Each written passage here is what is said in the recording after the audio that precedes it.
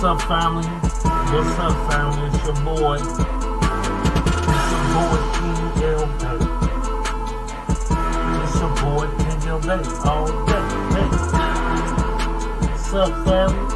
Dropping this on your head, right?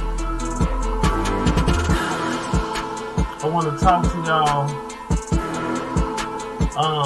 showing you how we need to do this as it relates to an investment vehicle as we're trying to move into the 21st century. So, I want y'all to stay tuned. I'm trying to make these videos short and try to make them where, you know, we can start moving. So, I'm just dropping this knowledge on y'all, so let's start talking about this. Get serious. It's about business. So let's go. Alright, family. This is your boy Keng El Bey, dropping some knowledge on your head today. I'm going to start doing these videos. I need y'all to go to my channel. Right? I need you to go to my channel. The Moorish Union of Sovereign Tribes. Moorish Universal Society of Tribes. I need y'all to go to my channel, right? Check out my channel. Let me put it into the YouTube, right? Let me go to the Moorish Union of Sovereign Tribes, right? Y'all need to check out my channel and subscribe, family. Go here. Let's get these numbers up. I'll need to monetize the channel so I can bring y'all some hot topics and content. And this is what we're gonna do, man. I'm gonna keep it pushing, and I'm gonna show y'all some stuff that nobody else is bringing to y'all and making y'all aware. I told you it's about the contract game, but I'm gonna give you some exclusive information. So let's get into the information, everybody. So let's talk about this. So you go to work, you got a business, you put your money into this, right? It's called an investment vehicle, right? An investment vehicle. So, this is the definition of an investment vehicle. A security or derivative. An investment vehicle may be rigidly structured as in an asset-backed security, or may be quite basic, like a stock or bond.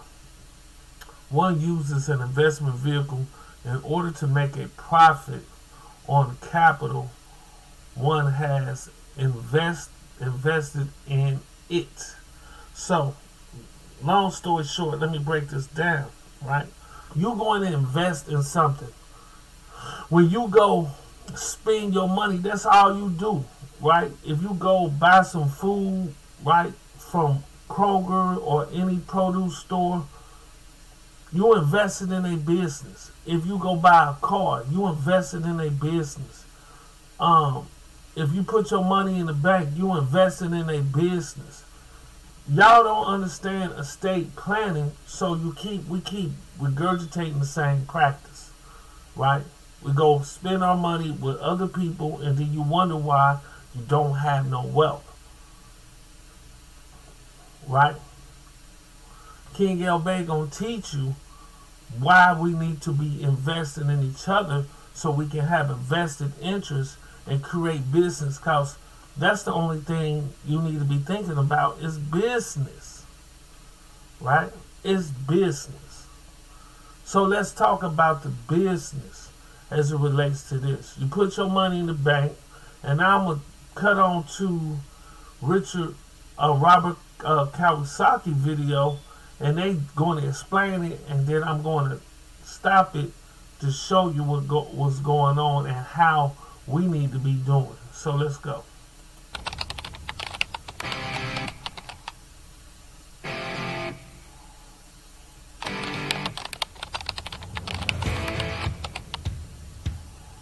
This is not my video. I don't own the rights to this video. This is only for educational, entertainment, and educational purposes. What I learned really quickly is that the system is set up. Actually, it's kind of the same everywhere we go. So you need to understand the system. Is that, you know, people make a paycheck and then they put it in this, you know, into this thing called a bank, let's say. And that's pretty much the way the system is.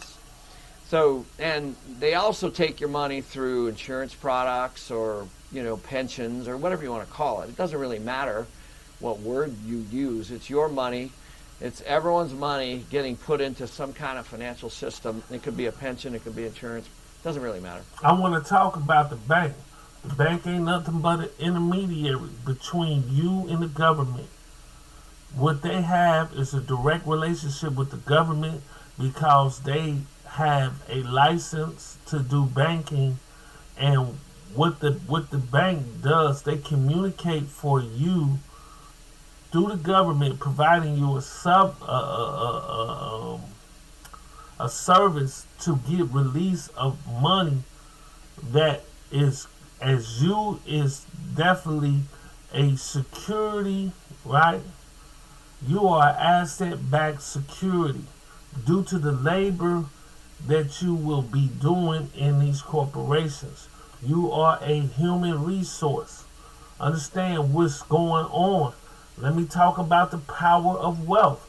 How wealth has been exchanged for you to understand this system. I told you, once you understand estate planning, you can start to unravel this system to understanding how to critically think about everything you need to be doing.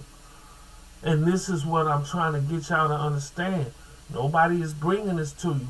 I keep trying to tell you that everything in this society is considered property.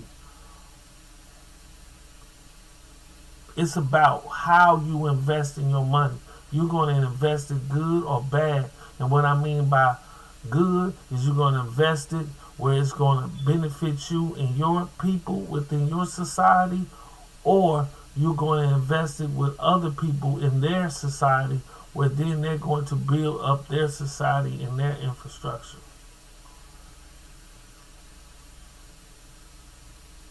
You got to understand there's nothing going on by happenstance or coincidence. Everything that you see going on with this business, with these Fortune 500 corporations is by design. Let's go. But then what happens is all these people, the bankers, the wealth managers, the pension funds, all the securities that are all over here that are basically taking the money from the masses. They need people to invest it. That's how the system works. So that little quarterly statement that you guys get, you know, that maybe you open, maybe you don't open, it's invested somewhere. Somebody somewhere is investing that money. So the same thing with the bank. Now, so what traditionally, what the bank calls it is debt, of course, or a mortgage, or, you know, whatever you want to call it. It doesn't really matter. It could be credit card debt. It could be an auto debt. It could be debt for your home. It could be debt for investment. It could be debt for an airplane. It doesn't really matter. It's just debt. But it comes from you. So what happens is they give you, the bank gives you, you know, let's just be generous and say 1%. Just actually less than that, as you guys know. But then what they do is the bank, then I go to the bank with my property here, let's say, and I need debt. So then they go, we're going to give you this debt, which is actually your money. So this is why we call it OPM, other people's money. But what they do is that they charge me, let's say, 4%. So now the bank is making, let's say, 3% on your money. So when you give money to a bank. So I want you to understand this infrastructure so you can get it down. and I want you to look at the terms. He said other people's money. The money was never yours. Everybody is providing you a service. You are in a banking franchise. You are incorporated within a banking franchise. The services that what they provide you throughout this country is called banking. They provide you services, right? For exchange of goods or services. They created what the intellectual property is called a dollar, and they own all the rights, the proprietary and perpetuity rights associated with that intellectual property. Now let's break this down. You put your money in the bank. The bank turn around and reinvest your money, and they make money, right, off the mortgage and everything. They turn around and sell the mortgage. So they are making money off of you. You didn't contract your way into none of this. You left it open. So they seized the opportunity by providing you this service, this banking service that you put your money in the bank. What I'm trying to get you to understand, they're all investment vehicles. Either you're going to invest in somebody else's product, good, or services to your own detriment, or you're going to start understanding what to do by working with Keng El Bey and his investment group. You can't have a government until you got some money. We don't own nothing, family. We don't got enough. We don't own a Fortune 500 business nowhere in America. There's not a group of blacks or Moors that owns a Fortune 500 company. Period. We got to get on this level, family. And to get on this level, you must understand this. All of this was the trick of the devil. And I tell you what it means, right? It was the trick of the devil. One of the major tricks the devil uses on all of us without exception is the method of gradual fall.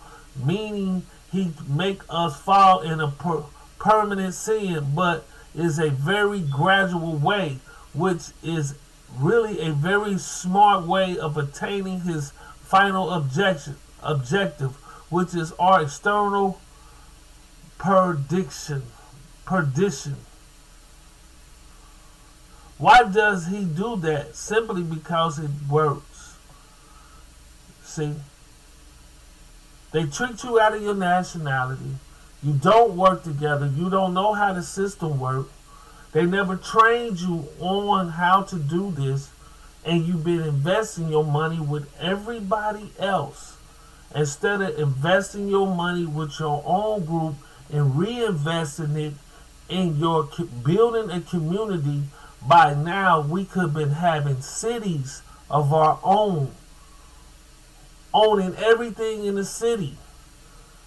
All the technology that's incorporated could come out the city, and we can reincorporate it, right, and own all the perpetuity rights to it, and take it on the road overseas anywhere we want to take it, because we own all the rights to it. And everybody invests in what we're doing because we're working efficiently, economically. What I mean by economically is that we're working in such of a way that it's non-taxing to the resources and to our labor. We're working in the best efficient manner, causing the least amount of stress on the environment and the people who are performing the duties. Do y'all get me? Keng El Bey is putting this together. I'm going to have economic programs so we can get out the hole. We have to join forces because we too far damn in the hole and too behind. We don't have time for a history lesson like that.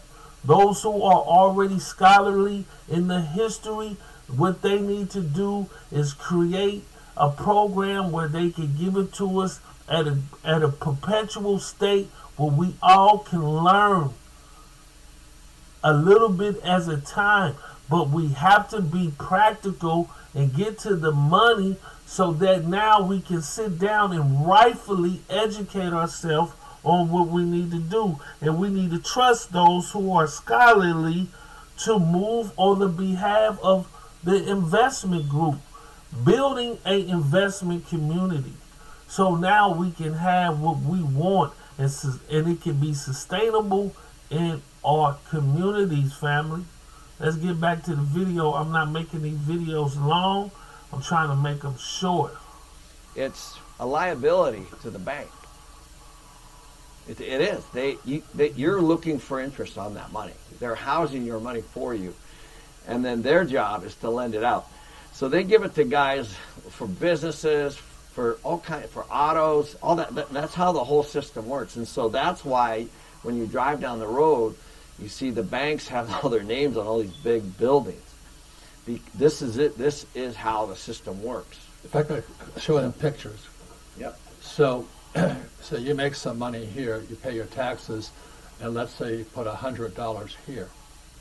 It's the bank's liability. But on your balance sheet. So let's talk about this. They explain in this video, because it's a kind of lengthy video, right? What y'all need to understand, right? That they saying that property depreciate, cars depreciate. What I'm trying to get y'all to understand, especially when you get down to the corporate level of creating corporations, everything don't have to be a trust.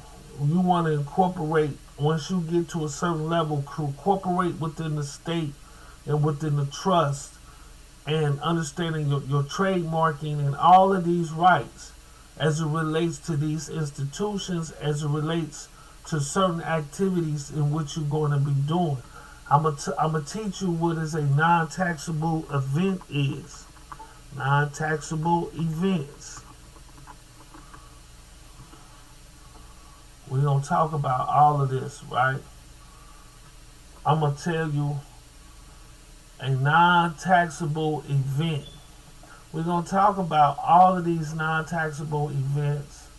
We're going to get into things under the financial program, and I'm trying to tell you we need to come together, put these tools and fuse together. Now, it's approximately, they say, on the population in the U.S., there's 4.5 million black people, right? I said black people as it relates to facts, right? 46.8 black people, right? Let's round this off to another million that may be outside of this, that may be other ethnicity, right? That may be listed under white or something other, right? It might be another 5 million, like Indians or whatever, Samoans and all other people that may be listed in the United States. We're not talking about Asians or whites. We're talking about somebody, associated with black or African descent or something like that, right? Because black is a badge of slavery. It's a relic.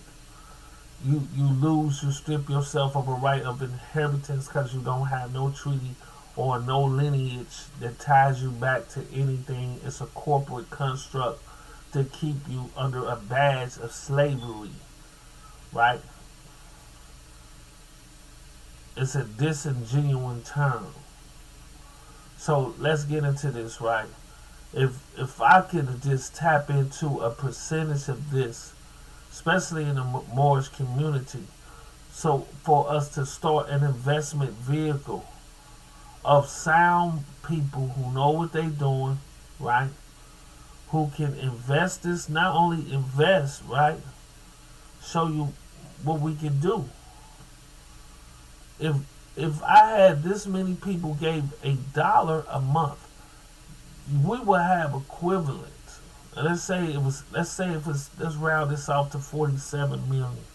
That would be $47 million a month that we could invest in other things and start building as a community and have a institution that's privately owned directly for us, that we can use these vehicles to start doing other things and building up and developing.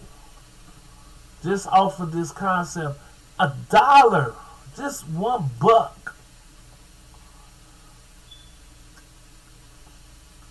The homeless people make more than $1 a day. I know if we had the understanding, we could do it. The problem is that we're so disassimilated that we don't know how to work together. We're crabs in a bucket. We don't know how to work together to get out of our situation. So Keng El Bey is putting economic programs together for us. It's a lot of women that need the help. If we start doing this, I'm talking about economic programs. I don't care about nothing else. We gonna get your nationality, but we gonna get this economic program together so we can start doing these things that's necessary, family. And I'm gonna teach you how it works. Teach you how these non-taxable events work, how to maximize your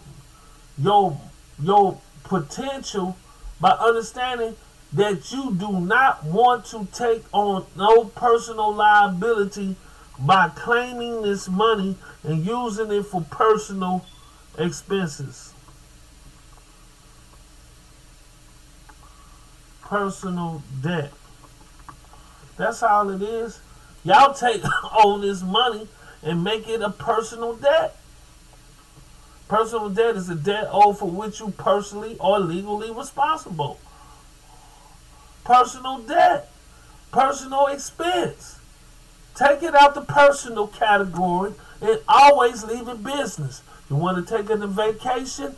You got to have a business. It got to be on a business account as an expense. You get to write it off. You got a car? No. You gotta let your business own a car. Why? Because it's an expense. You can write it off.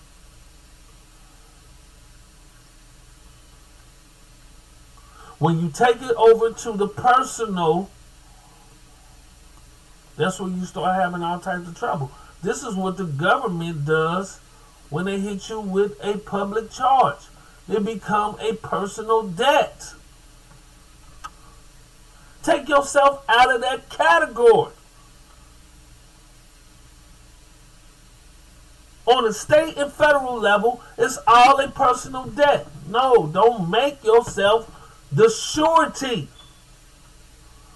Do not make you the surety. This is what I'm teaching y'all. Consumer debt.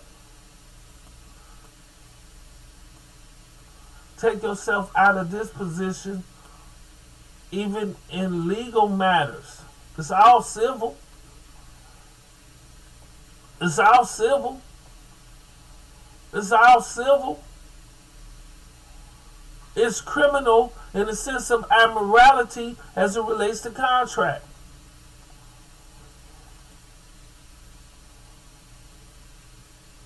Come on, Keng El Bey. All of this is a personal debt. When we look at a public charge, it ain't nothing but a personal debt. public charge.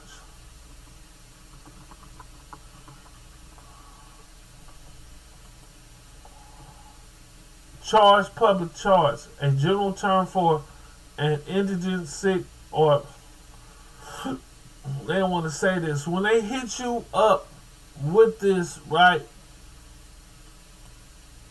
Let me show you what it says, right? It's a public expense.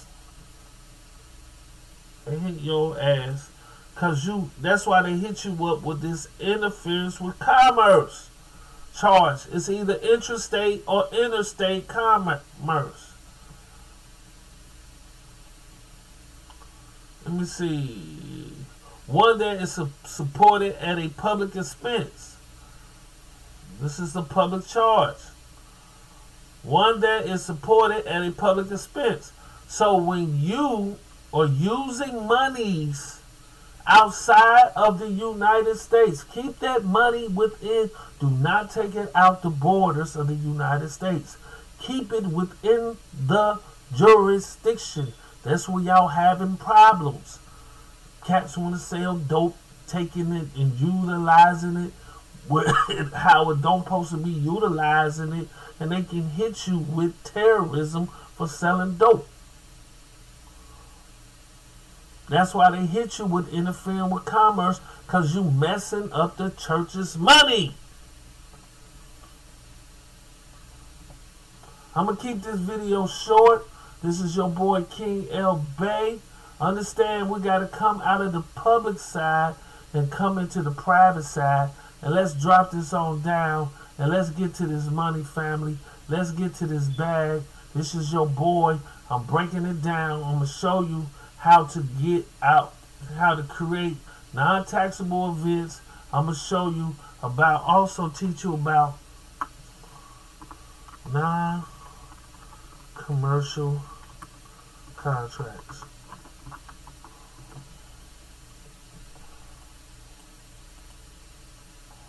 Non-commercial agreements refer to a consumer credit agreement or a consumer hire agreement made by a creditor or owner.